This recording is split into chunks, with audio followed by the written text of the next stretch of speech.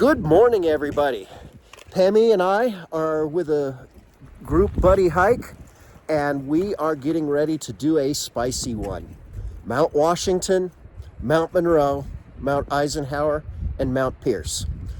We're keeping our options open. We may turn back partway. We'll see what things look like, because it's not supposed to rain. Maybe a little bit of snow, but not a lot. But it is supposed to be windy up there. And when it gets windy on Washington, you know it. So come on, let's check out this spicy, spicy day.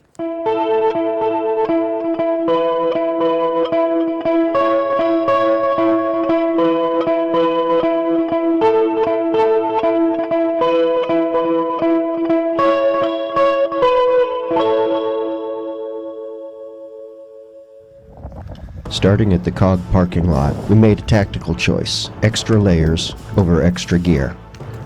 I left my helmet and we all left our snowshoes behind. By Wombeck Station, we hit a mix of dirt and bulletproof ice. We stopped for traction, and unbeknownst to us, today's biggest mystery was just beginning.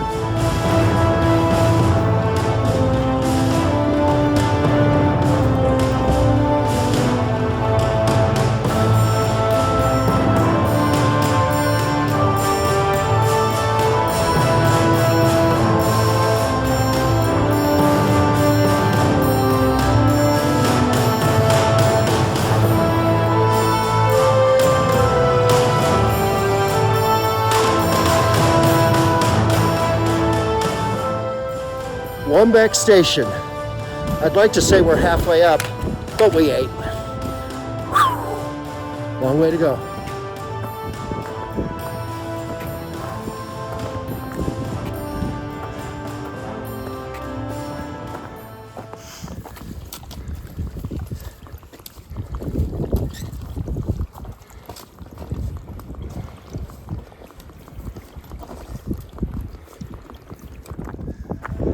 Above tree line, the wind became a physical wall. The Cog tracks act like a natural funnel here. I noticed that Pete was struggling on the steeper ice, but with gusts hitting 70, I figured it was just the intensity of the mountain.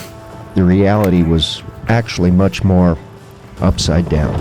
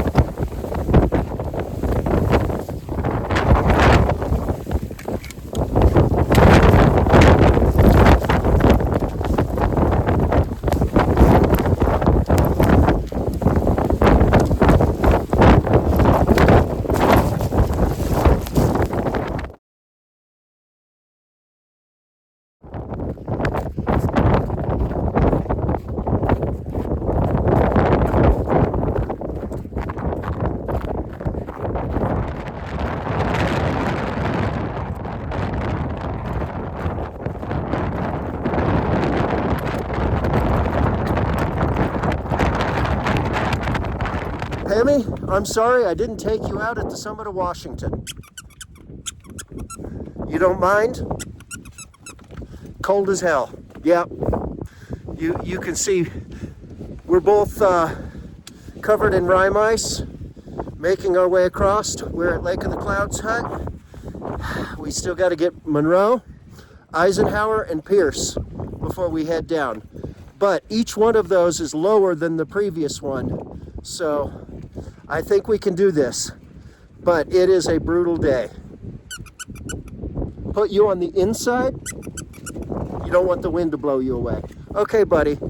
I know you're afraid of the dark, so I know what that means to you, but I will. Anyway, Mount Monroe is off that way in the clouds. We got no views today, but we're getting mountains.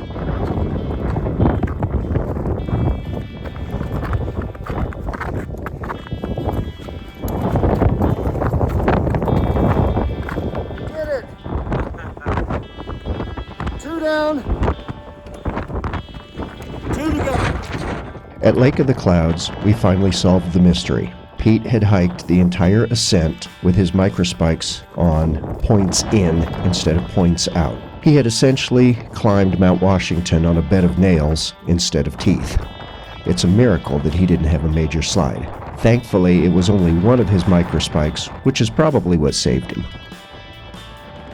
After the chaos of Monroe, the fun factor was definitely being tested. Pemi had nearly been ripped off my pack once already, so past the hut, we kept him safely tucked inside my backpack. Normally this is a quieter walk, but with 50-mile-an-hour gusts still buffeting us, it was the right call to take it slow and easy. It also gave me the chance to see Andre was handling this presidential welcome, and he was handling it like a total pro.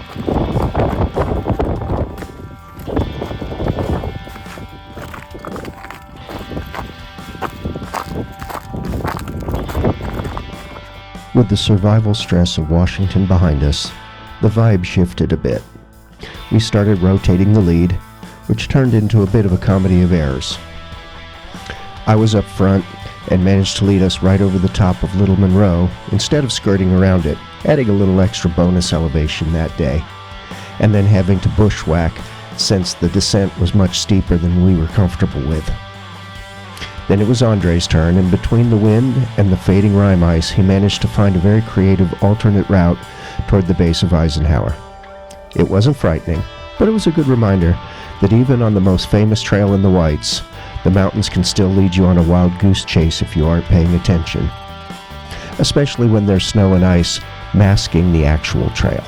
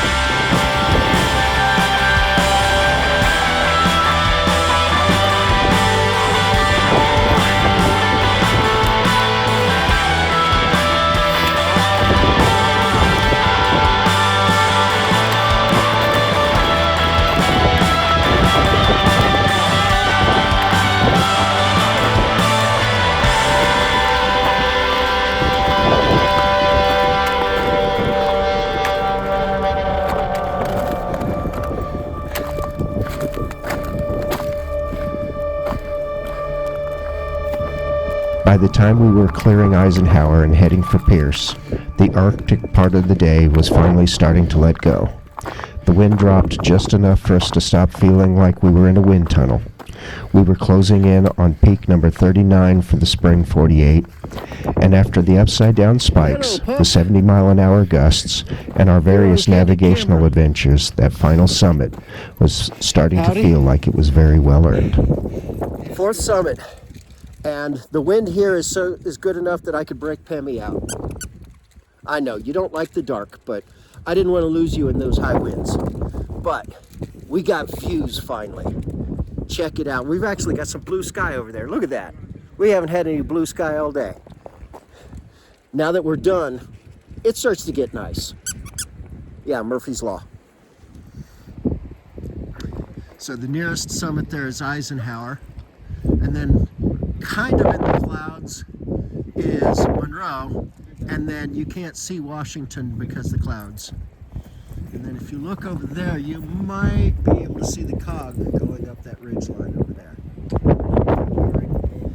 All right, let's get going. All right, friends, we are heading down Crawford Path.